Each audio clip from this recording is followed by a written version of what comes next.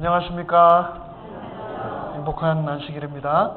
한여름의 더위가 이제는 지나가고 시원한 바람이 불어오니까 정말 캘리포니아 좋은 곳이구나. 하나님 참 감사합니다. 라는 생각이 들게 되는 그런 한 주였습니다. 여러분 지난 한 주 동안 평안하셨습니까? 네. 오늘 이 안식일은 저희가 하나님께 예배를 드리는 동시에 또 12명의 저희 교회 성도님들로 구성된 네팔로 파송하는 선교사들을 위한 파송식이 또 함께 있는 그런 안식일입니다. 예배가 마쳐질 때 선교사 파송식을 함께 하도록 하겠습니다. 오늘 드릴 제 말씀의 제목은 뭡니까? 다 같이 한번 읽어볼까요? 시작! 나는 당신의 친구입니다. 노래를 하시는, 음악 하시는 분들도 많은 노래를 좋아하지만 그 중에 가장 좋아하시는 노래가 있을 겁니다.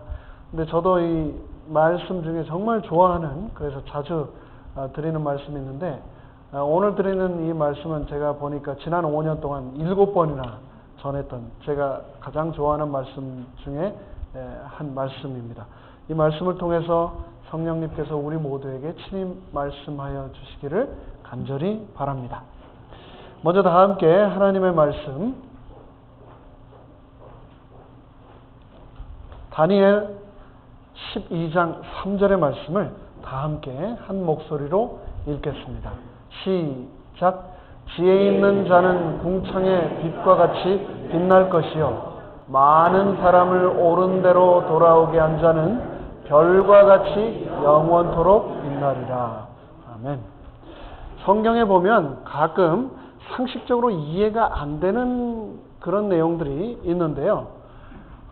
너무나 훌륭하고 꼭 필요한 인물인데 요한복음 12장 24절에서 뭐라고 얘기를 했냐면 땅에 떨어져 죽지 아니하면 열매를 맺을 수 없다 라고 하면서 그 아까운 인물들이 죽어가는 그런 장면입니다.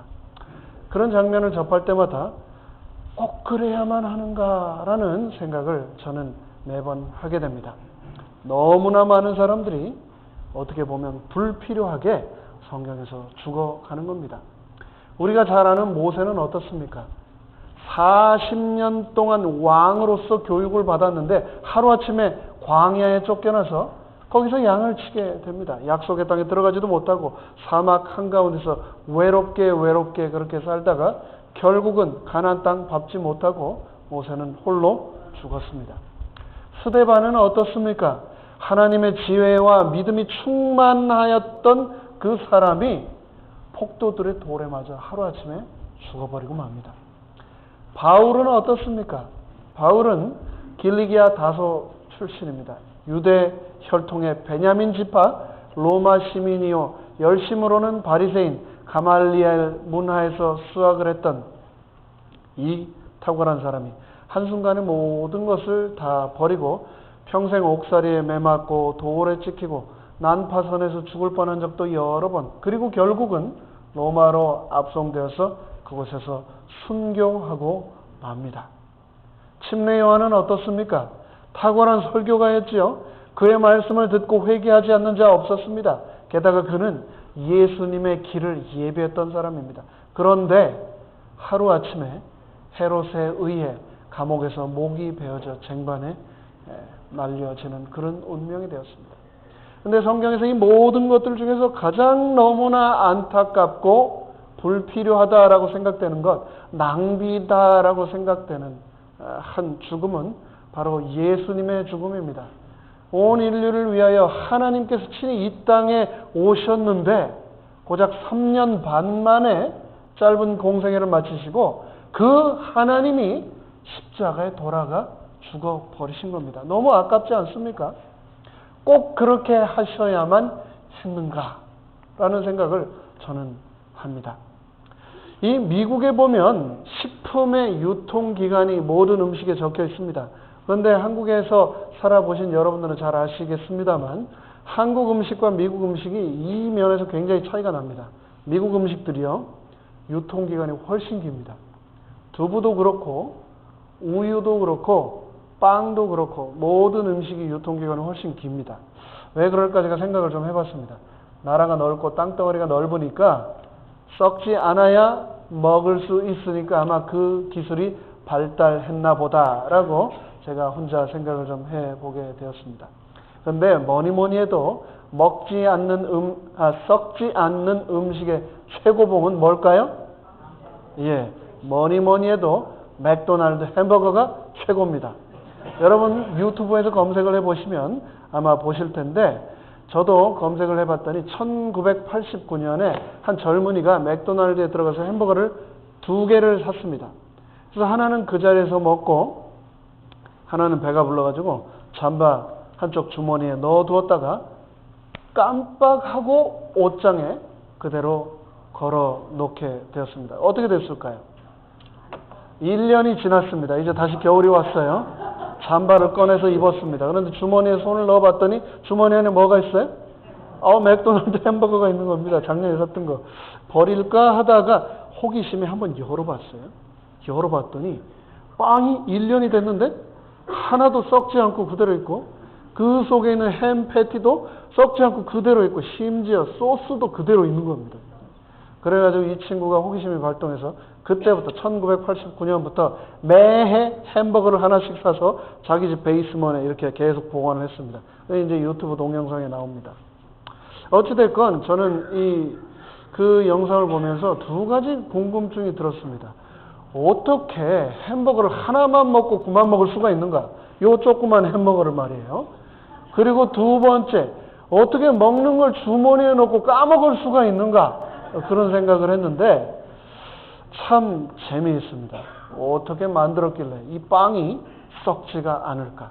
곰팡이마저도 이 방부제 때문에 썩지 않는 그 햄버거는 정말 아주 우리의 입이 벌어지게 만드는 그런 광경이라 하지 않을 수 없습니다. 여러분 생각에 잘 썩는 음식이 좋은 것 같습니까? 잘 썩지 않는 음식이 좋은 음식이라고 생각하십니까? 성경에서 밀알에 관해서 예수님이 말씀하셨죠. 밀알이 땅에 떨어져서 썩어야 열매를 맺는다라고 말씀을 하셨는데, 오늘날 이 세상은 방부제 때문에 음식도 썩지 않고 어쩌면 우리의 인격도 자기 합리화라고 하는 방부제 죄에 쩔어 있어서 어쩌면 우리도 하늘나라에 적합하지 못한 그런 음식 같은 사람으로 살고 있지는 않은가 생각을 해보게 되었습니다.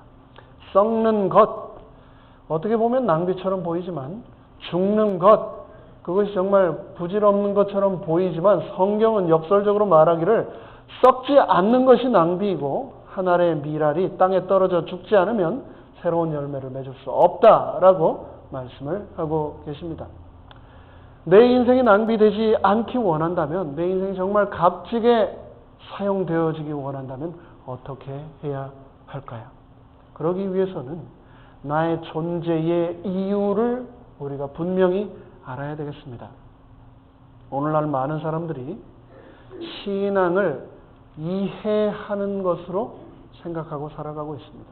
하지만 신앙은 이해하는 것이 아니고 각오하는 것이라는 것을 우리는 기억해야 되겠습니다. 우리가 나의 지식으로 하나님을 내 사고의 틀 안에 넣으려고 하는 그런 이해의 유혹에서 자유로워져야 되겠습니다. 신앙은 각오하는 것이기 때문입니다. 하나님은 사용하기 위해서 굉장한 부자나 굉장한 천재나 탁월한 능력, IQ와 EQ를 가진 그런 사람을 찾고 계시지 않습니다.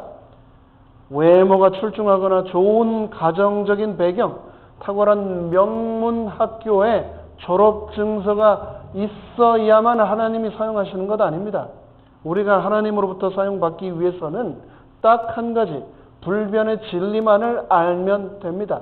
그 불변의 진리를 성경에서는 말하기를 내가 곧 길이요 진리요 생명이라 하신 예수님을 아는 것, 그것이 바로 불변의 진리라고 말씀을 하고 있습니다. 그 진리를 위해서, 예수님을 위해서 내 생명을 내려놓을 수 있어야 하는데, 우리가 살아가는 이 세상에서 가장 슬픈 비극은 이 시대를 살아가는 수많은 그리스도인을 포함한 사람들이 예수를 위해 자신의 생명을 내려놓기에 너무나 주저하며 살아간다는 데 있다는 것입니다. 그것이 정말 비극이요, 그것이 정말 낭비라는 것입니다.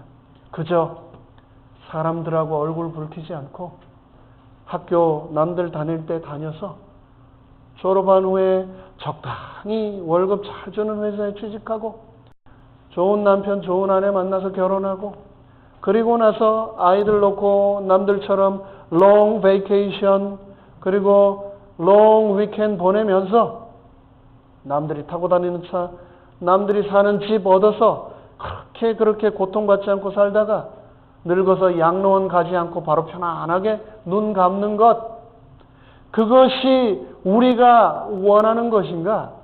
그것이 우리가 이 땅에 존재하는 이유인가? 이 세상의 삶에 도취되어 예수님을 위해 생명을 내려놓기를 주저하며 한평생을 살다가 그렇게 생을 마감하는 것, 그것이 정말 내가 간절히 그토록 원하던 삶인가? 그걸 정말 우리가 간절히 원하면서 한다면 그것이 정말 비극 아닙니까? 그 비극적 결말을 향해 혹 나는 오늘도 지금 달려가고 있지는 않습니까? 수많은 사람들이, 우리를 포함한 수많은 사람들이 바로 이 땅, American Dream, 꿈이 이루어지는 축복의 땅, 풍요의 땅, 이 미국을 찾아 몰려왔고 지금도 몰려오고 있습니다. 그런데 이 미국의 자본가들은 수많은 돈을 들여서 TV 광고와 영상 매체와 광고물을 통해서 우리가 이 비극을 동경하도록 만들고 있습니다.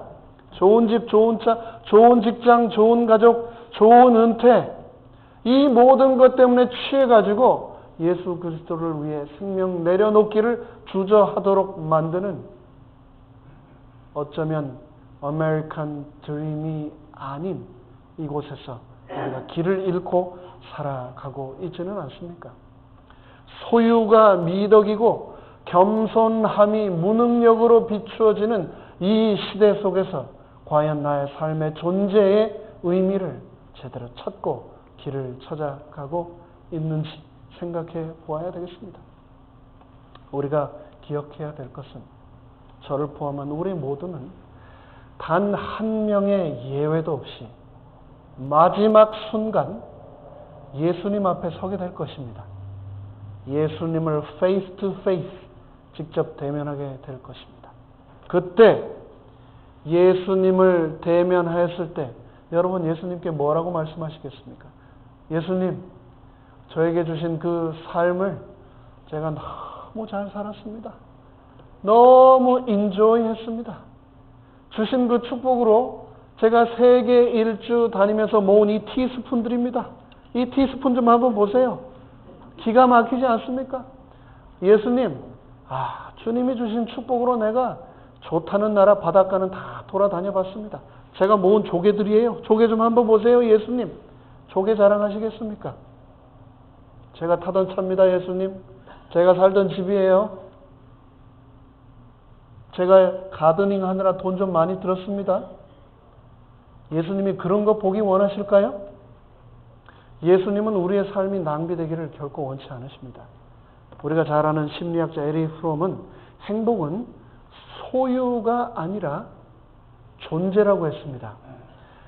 그런데 이 미국 땅은, 우리가 살아가는 이 세상은 더 소유하면 더 행복해지고 나의 존재의 이유와 가치를 찾을 수 있을 것이라고 유혹을 하는데, 인생에서 정말 중요한 것은 내가 무엇을 소유하냐가 아니라고 분명히 말을 하고 있습니다.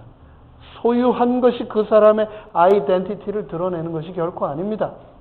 어떤 존재로 살아가느냐, 그것이 바로 예수님 앞에 섰을 때 우리가 예수님께 드러내놓을 수 있는 마지막 말이 되지 않겠습니까?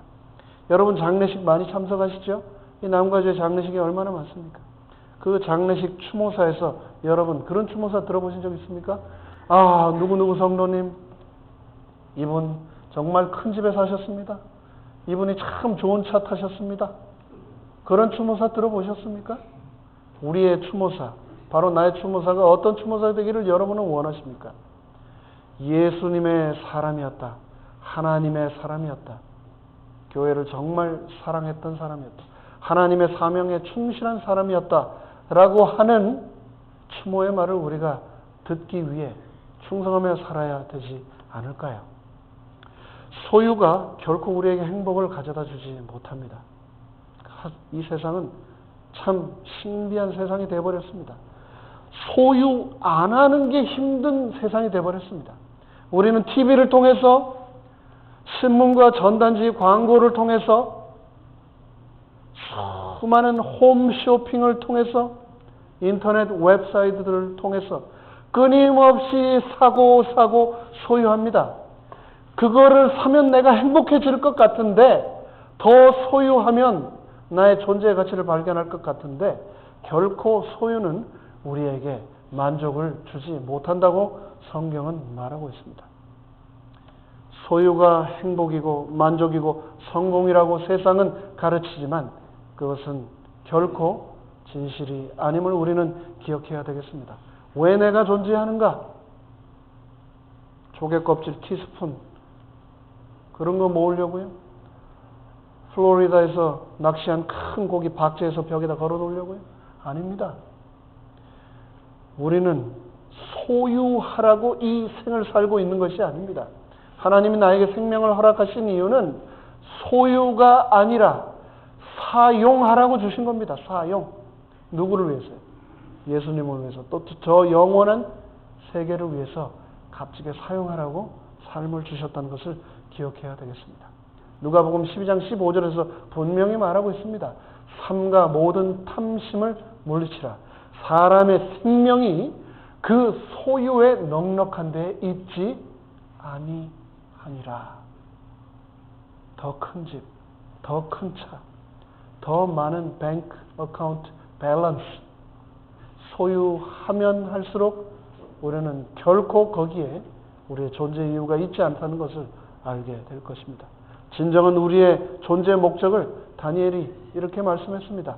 지혜 있는 자는 궁창의 빛과 같이 빛날 것이요 많은 사람을 옳은 대로 돌아오게 한 자는 별과 같이 영원토록 빛나리라. 우리 삶의 목표가 이래야 되지 않을까요? 우리 세리토스 교회는 지금까지 예수님의 손과 발을 대신해서 수많은 사람들을 옳은 대로 돌아오게 하기 위하여 노력했고, 또 우리 자신의 소유의 넉넉함보다는 존재의 의미에 대해서 고민하며 주어진 삶에 또 기회에 충성을 다하려고 노력해 왔습니다. 내 인생이 낭비되지 않기를 원한다면 예수님이 흥하시고 나는 쇠하는 삶을 살아야 하겠습니다. 저는 이 세리토스 교회가 지역사회에서 성공하기를 바라지 않습니다. 왜냐하면 인생은 성공하는 것이 아니기 때문입니다. 즐기는 것이 아니기 때문입니다. 인생은 성공하는 것이 아니라 충성하는 것입니다. 하나님께 충성하는 것입니다. 이 교회가 하나님의 사역에 충성하게 되시기를 간절히 바랍니다. 때로는 그것이 엄청난 고통이고 우리 눈앞에 손실을 가져다 주고 때로는 아픔을 줄지라도 그 일이 가장 가치 있는 일이고 또 하나님께 영광이 되는 일이라는 것을 기억하게 되시기를 간절히 바랍니다. 그래서 저는 하나님의 말씀에 충성하기를 바랍니다. 그리고 이 교회가 하나님께 충성하기를 바랍니다. 성공이라고 하는 허상을 뿌리치고 주어진 시간을 하나님의 뜻대로 값지게 사용하는 모든 성도님들이 되시기를, 그런 교회가 되기를 간절히 축원합니다. 시카고 외곽에 있는 위튼 대학, 여러분 잘 아십니까? 이 대학은 나름 굉장히 유명한 대학입니다. 여기에서 걸출한 인물 중에 하나가 바로 빌리 그레함이죠. 그리고 최근 조사한 이 미국 리서치한 센터에서 한 결과에 의하면 가장 종교적인 교육기관으로 선정된 것이 바로 이 위튼 대학입니다. 시카고 외곽에 있는. 그런데 이 위튼 대학을 수석으로 졸업한 가운데 있는 청년 짐 엘리엇 그리고 그의 친구들 4명의 친구가 남미의 와다니족을 선교하기 위해서 졸업을 하고 6년 동안 함께 하면서 와다니족의 언어와 문화를 배우고 준비를 한 후, 기도를 한 후 1956년 에콰도르를 향했습니다. 20대 꽃다운 나이, 갓 결혼한 신부, 어린 아이들까지 데리고 부족 간에 끊이지 않는 복수로 부족 전체 멸절을 눈앞에 둔 와다니족을 선교하기 위해서 간 겁니다. 밀림 속으로 들어갔습니다. 비행기를 타고 약품, 식품, 옷을 싣고 들어갔습니다. 그런데 이 짐 엘리엇의 아들이 마지막으로 그 밀림 안에서 또 와다니족이 사는 곳으로 이동하려고 하는 아빠에게 당부를 합니다. 아빠, 그 사람들이 아빠를 해치려고 하면 이렇게 말하세요. 부아 비아 눈바. 무슨 말이니? 나는 당신의 친구입니다. 나는 당신의 진실한 친구입니다. 아빠, 꼭 아빠 스스로를 지키시고 살아서 오셔야 돼요. 그렇게 얘기를 했는데 엘리엇과 이 선교사들이 와다니족 그 마을에 도착하자마자 무참하게 그 자리에서 다 학살당해 죽습니다. 원주민들이 창에 찔려서 다 죽었습니다. 근데 참 한 가지 이상한 것은 이들이 총을 다 가지고 있었는데 총을 손에 쥐고 있었는데 총을 한 방도 쏘지 않고 다 창에 찔려 죽은 겁니다. 그 일이 있고 나서 라이프지와 타임지는 장장 10페이지에 달하는 보고서를 통해서 자세하게 그 사건의 전말을 기술하며 이 얼마나 불필요한 낭비인가. 미래가 촉망되는 이렇게 똑똑한 청년들이 왜 그런 밀림 속에서 그냥 죽어가야 했는가 라며 분노를 표현을 했습니다. 그런데 그 이야기가 거기서 끝나지 않습니다. 남편을 잃은 이 5 아내가 남편들이 순교한 그곳으로 1년 동안 간호사 교육을 훈련을 받은 후 자식들을 데리고 목숨을 걸고 그 밀림 속으로 다시 들어갑니다. 그 이후 전염병과 부족 간의 전쟁으로 몰살 위기에 처해 있던 이 부족을 이 5 아내가 살려냅니다. 그리고 5년 후에 그 부족의 추장이 아내에게 물었습니다. 왜 우리에게 이렇게 잘해주는 겁니까? 그러자 아내가 말했습니다. 우리는 5년 전에 당신들이 죽인 그 남자들의 아내들입니다. 왜 총이 있었는데 그 사람들은 우리를 죽이지 않았지요? 추장이 묻는 그 질문에 아내는 이렇게 대답했습니다. 하늘에는 하나님이 계시고 그 하나님은 아들이 있었는데 그 아들도 우리 남편처럼 이 땅에 오셔서 창에 찔려 죽었습니다. 우리와 친구가 되기 위해 오셨는데 우리는 그분을 창으로 찔러 죽였습니다. 우리 남편들은 우리는 당신과 친구를 되기 원하고 우리의 친구이신 예수님을 당신들이 발견하기를 원합니다. 라고 말을 했습니다. 그 한 알의 밀알이 땅에 떨어져 죽음으로 그 부족 전체가 예수님을 믿고 구원받게 되었습니다. 이 2시간짜리 영화로 실제로 제작이 됐는데요. 창끝이라고 하는 영화로 제작이 되었는데 이 2시간짜리 영화를 5분으로 요약을 해놓은 영상을 보여드리고 말씀을 드리겠습니다. 불을 다 꺼주시면 감사하겠습니다.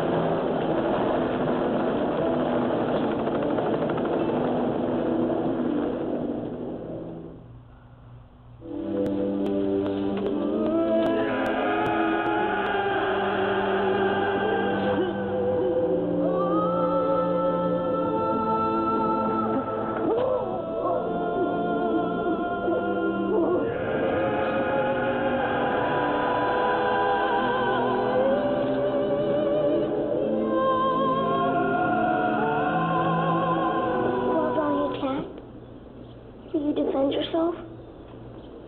Will you use your gun? Son, we can't shoot the Wadani. But you're not ready for heaven. We are.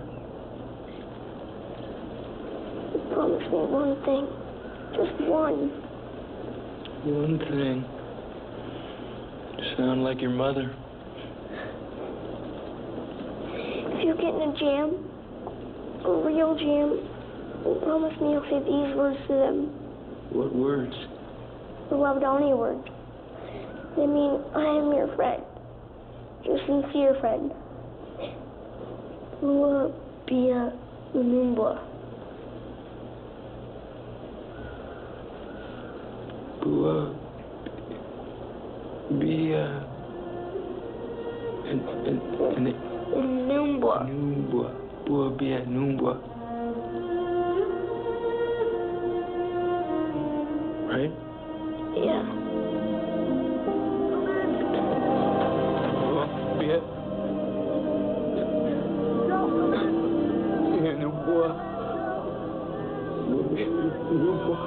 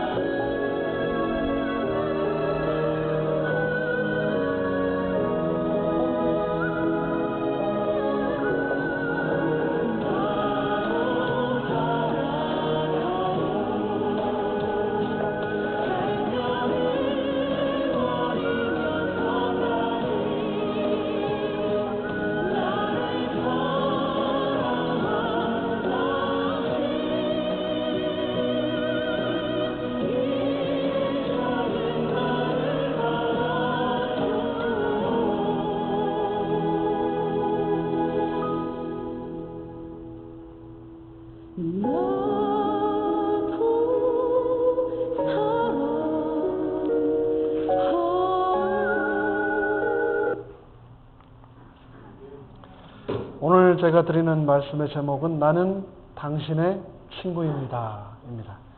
오늘 이 비디오를 통해 보셨는데 남비 와다니어로 나는 당신의 친구입니다가 뭐라고요? 부아, 비아, 눈바. 하나 더 가르쳐 드릴게요. 네팔로로는 뭘까요? 나는 당신의 친구입니다. 뭐 떠바있고 사티호. 뭐 떠바있고 사티호. 외우겠죠? 금방? 나는 당신의 친구입니다. 뭐 떠바있고 사티호. 저희가요, 네팔에 굉장한 일을 하러 가는 건 아닙니다. 뭐 어마어마한 기라성 같은 그 선교 역사의 뭐 터닝 포인트가 되는 그런 엄청난 업적을 위하여 우리가 가는 것 아닙니다. 우리가 가는 것은 그 사람들과 친구가 되기 위하여 가는 것입니다. 그리고 나의 참된 친구이신 예수님을 그들에게 전하기 원하는 것, 그것이 전부입니다. 친구가 되기 위해서 어쩌면 우리가 손해를 볼 수도 있고 불편을 당할 수도 있고 때로는 아픔을 겪을 수도 있지만, 하지만 그럼에도 불구하고 여전히 손을 내미는 것, 그것이 진짜 친구 아닙니까? 출발하는 12 선교 대원들이 그곳에서 우리의 참된 친구이신 예수님의 형상을 잘 전할 수 있도록 성도님들의 특별한 기도를 부탁드리겠습니다. 요한복음 15장 13절의 말씀입니다. 사람이 친구를 위하여 자기 목숨을 버리면 이보다 더 큰 사랑이 없나니. 너희가 나의 명하는 대로 행하면 곧 나의 친구라. 이제 예수님의 명을 따라 친구 되신 예수님과 함께 새로운 친구들을 만나러 떠날 것입니다. 파송되는 12 대원들을 위하여 기도해 주시고 네팔 현지에서 복음을 갈급하는 영혼들을 위하여 모든 성도님들이 한 마음으로 기도해 주시기를 간절히 부탁드립니다. 그리고 마지막으로 우리 모두가 예수님의 진실한 친구가 되시기를 간절히 바라면서 말씀을 마치겠습니다.